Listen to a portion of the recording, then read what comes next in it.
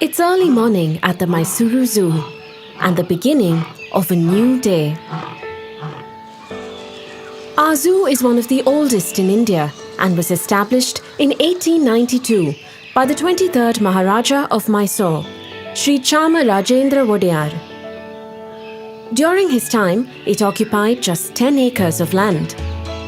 But over the years, it has expanded tenfold and is now home to over 150 species of animals from India and around the world, including wallabies and cassowaries from Australia, hyenas, rhinos, wild dogs and elephants from Asia, giraffes, zebras, cheetahs and hippos from Africa, and tapirs, jaguars and spectacular birds from South America. This film provides a glimpse of typical events during a day at our zoo. We'll introduce you to some unforgettable characters and even give you a sneak peek behind the scenes. Join us on this expedition and discover why we have been consistently rated as one of the best zoos in Asia.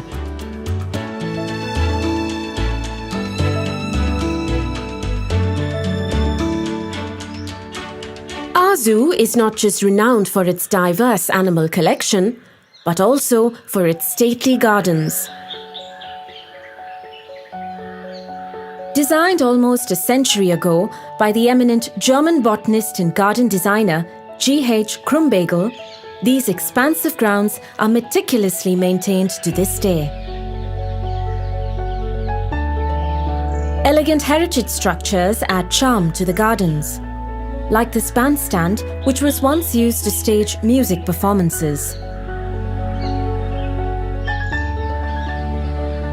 Another historical landmark is the Thandi Sadak or Cool Road, which kept the king shaded as he rode in and out of his nearby summer palace. Today, you can experience both the old world charm of the Maharajas and the excitement of a modern zoo. Set in the heart of Mysuru, our zoo is one of the city's main attractions and is visited by over 3 million people every year. On weekends and holidays, the zoo takes on a bustling carnival-like atmosphere with visitors from everywhere. For many of them, a day at our zoo is their first or closest encounter with the marvels of nature.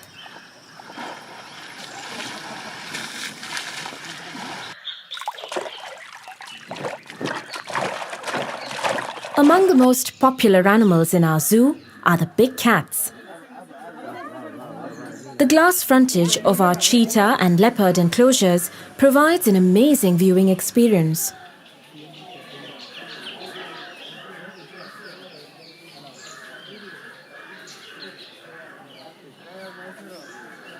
Leopards may be the most agile predators, but their cousins next door are truly awe-inspiring.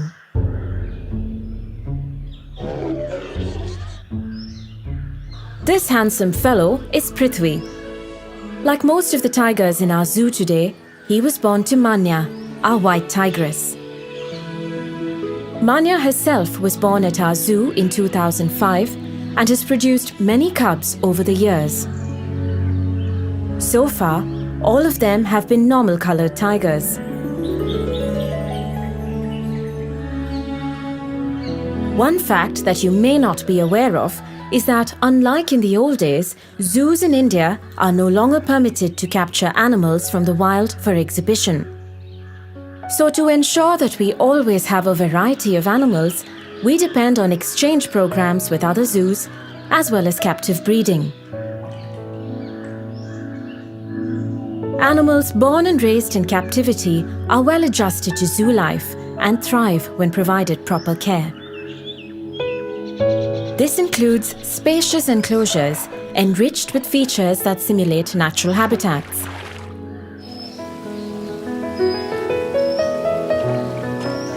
Well-designed enclosures not only have aesthetic appeal, but also create a sense of comfort and well-being for the animals. This rock in his enclosure is a habitual vantage point for Darshan, our own Lion King. The earthen mound in their enclosure is a favourite spot for our Indian grey wolves. Most of the wolves in this pack were born and raised in our zoo. Here they are at just a few weeks old. Their mother Rani did a great job of raising them to adulthood.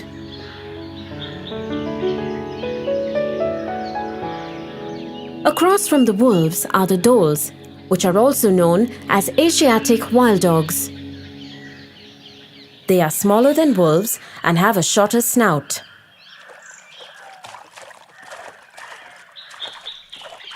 Like wolves, wild dogs also hunt in packs and can easily bring down prey much bigger than themselves, such as the sambar. Sambar are fairly common and widely distributed in India's forests. They are the largest deer in Asia, and a stag can weigh 350 kilos or more. Far heavier than the sambar are the gaur, the largest wild cattle in the world. A bull stands 6 feet at the shoulder and weighs close to a ton. At the other end of the spectrum, we have one of the smallest herbivores in the world, the Indian mouse deer. An adult like this one stands just 13 inches tall and weighs a mere 3 kilos.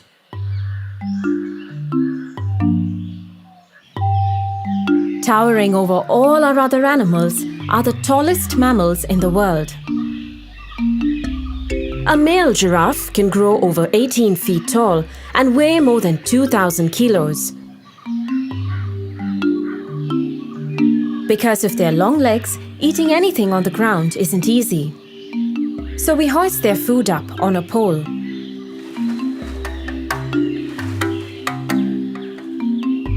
A giraffe can extend its tongue by as much as 18 inches. This enables it to pluck leaves high up in the canopy. Most of the giraffes in our collection were born here and continue to breed well. At over 4 tons, the heaviest animal in our zoo is Rambo, our African elephant. Rambo is rarely seen without his faithful sidekick, a yellow-billed egret. The elephant's dung attracts insects, which the egret is quick to snap up.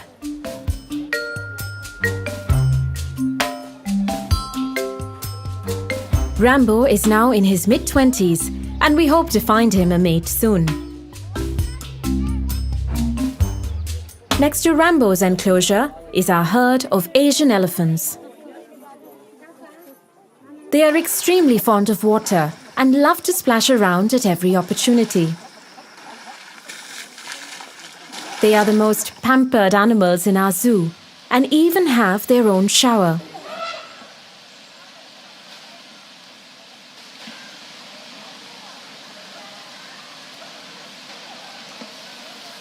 Elephants have enormous appetites and must be fed throughout the day.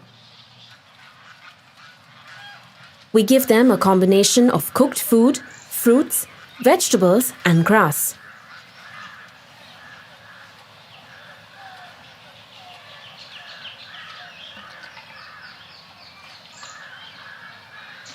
Keeping our animals well fed and healthy is our top priority, and it's quite an exercise.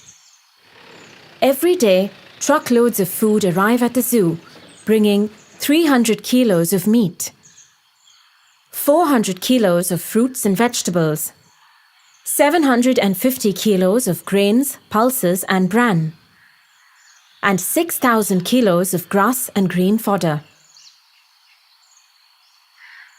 Only the freshest and best grade of food is fed to our animals, and all items are subjected to stringent quality checks. Our kitchen staff prepares the right type of food for each species. It's a race against time every morning, catering to the many hungry mouths waiting for their breakfast.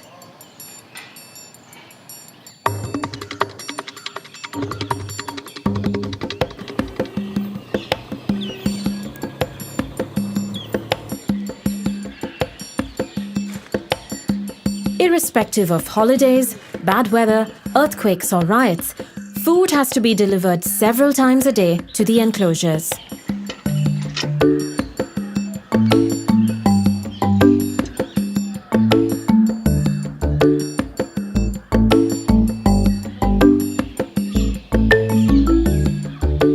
Of course, where there's an abundance of food, uninvited guests are never far behind. Many free-living creatures benefit from the banquets that are spread for our animals. In turn, they add color and gaiety to our zoo.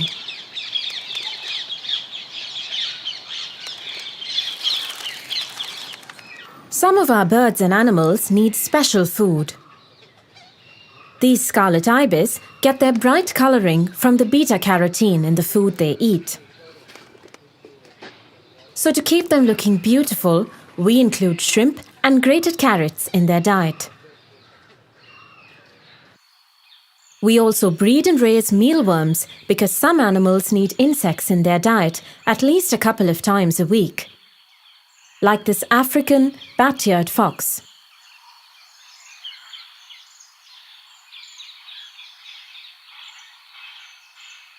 We have several species of crocodilians in our collection, and they are fed fish on alternate weeks. Our otters, on the other hand, need fresh fish every day. Here comes their keeper with lunch.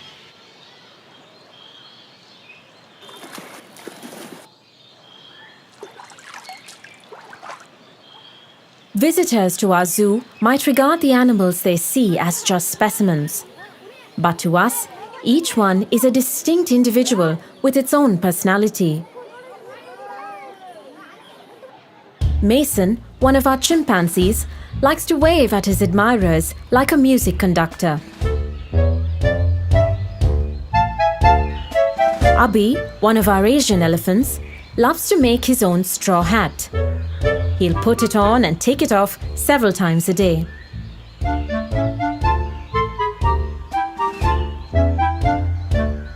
This ostrich pair might look like a happily married couple, but for some reason, the male seems to regard his keeper too as a potential mate. Anytime he's nearby, the male will woo him with an elaborate courtship display.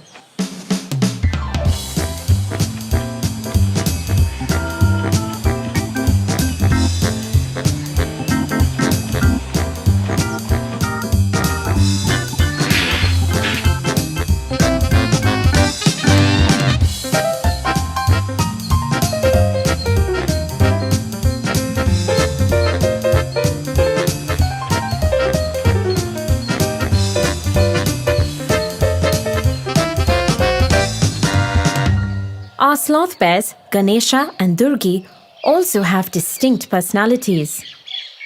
They were raised together as cubs and are very attached to each other. Ganesha is the adventurous one and is always getting up to some mischief. His mate Durgi, on the other hand, likes to take it easy. Whenever Ganesha gets bored, he will cajole the reluctant Durgi into a friendly wrestling match.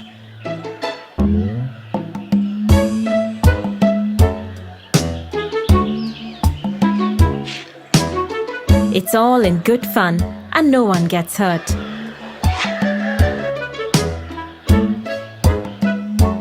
Animals at the zoo can also exhibit a surprising level of intelligence. Using a rock to relieve an itch is nothing unusual. But using a branch as a back scratcher? Now that's clever.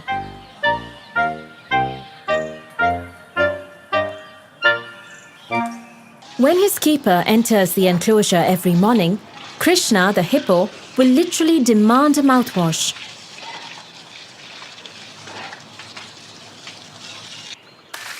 Our male Indian rhino, Virat, knows exactly when it's bath time. He will walk to the bathing area without any prompting and won't leave until he's received a thorough wash.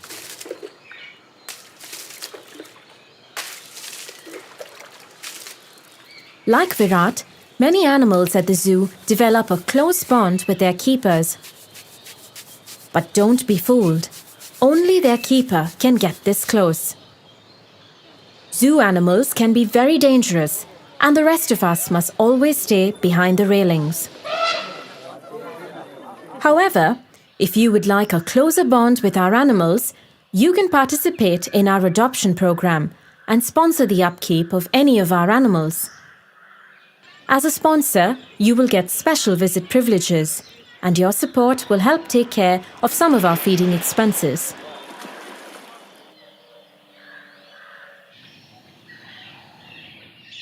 When you see healthy and happy animals at our zoo, it's thanks to the elaborate management protocols we have in place, which are implemented by a staff of nearly 300 people.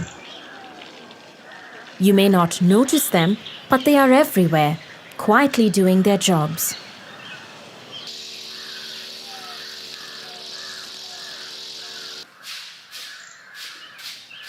Keeping enclosures clean and regularly disinfected forms a large part of every keeper's duties. The main gate and entrances to other sensitive sections also have disinfectant mats to minimize the spread of diseases.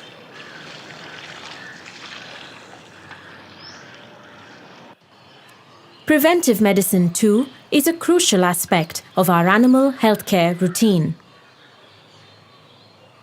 Today, our veterinary team is preparing to vaccinate the giraffes against foot and mouth disease. The syringe is loaded into a special gun and then fired into the animal's rump.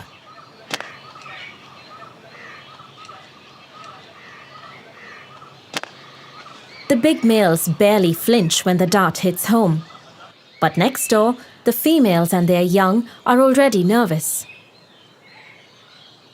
One by one, the doctors get them all.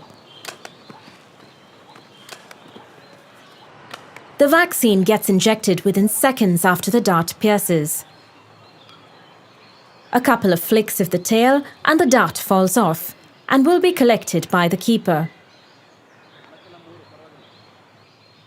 Animals can also get affected by ticks and fleas.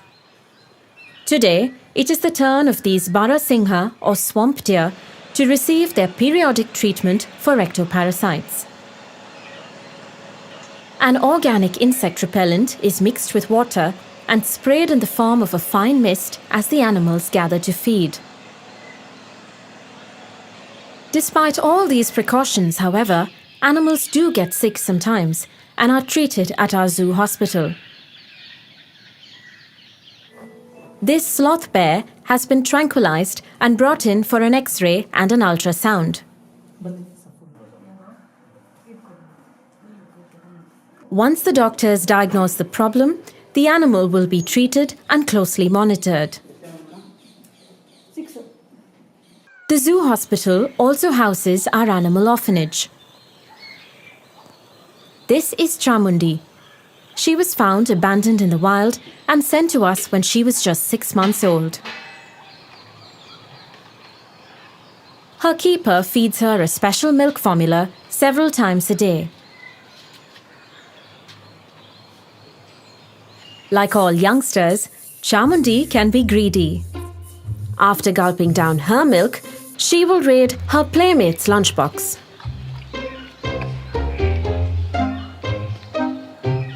The Gaur calf must eat quickly before Chamundi finishes everything.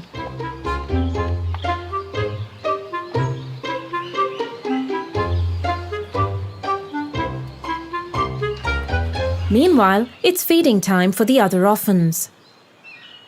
Sometimes, babies born at the zoo are not properly looked after by their mothers and have to be painstakingly hand-raised. These hyena pups are just a few weeks old, but have insatiable appetites.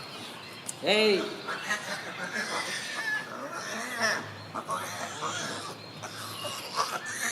They are absolute rowdies and can be quite quarrelsome at feeding time.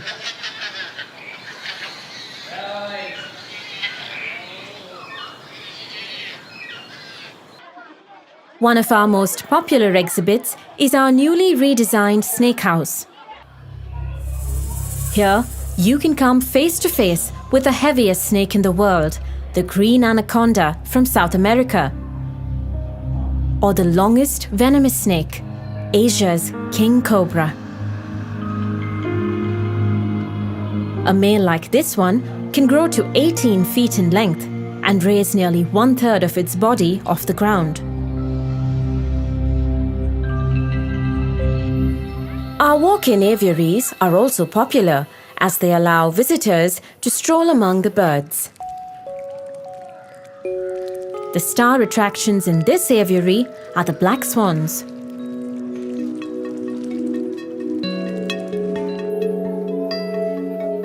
Our zoo has been a great venue for inspiring a love for nature in young minds. Every year since 1992, about 60 students have been handpicked for a year-long program involving lectures and field visits. The students are taught various aspects of nature conservation, which we hope will instill a lifelong empathy for the natural world. We also pride ourselves as a clean and green zoo and recycle much of the organic waste that is generated.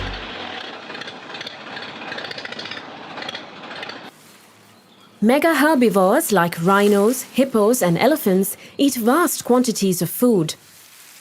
And of course, what goes in does come out.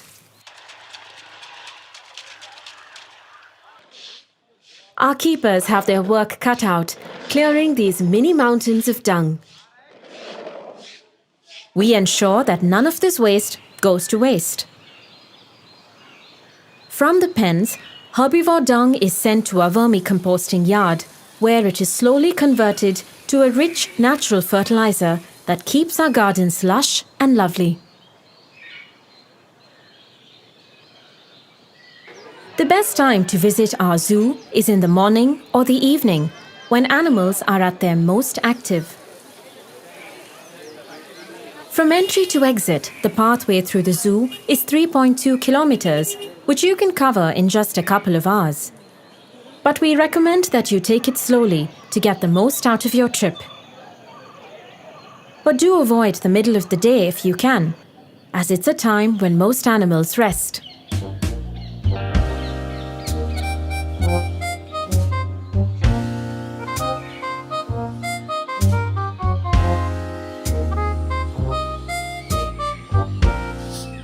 While most visitors come to our zoo to see animals, we also have a great variety of trees from all over the world. Some are as old as the zoo itself.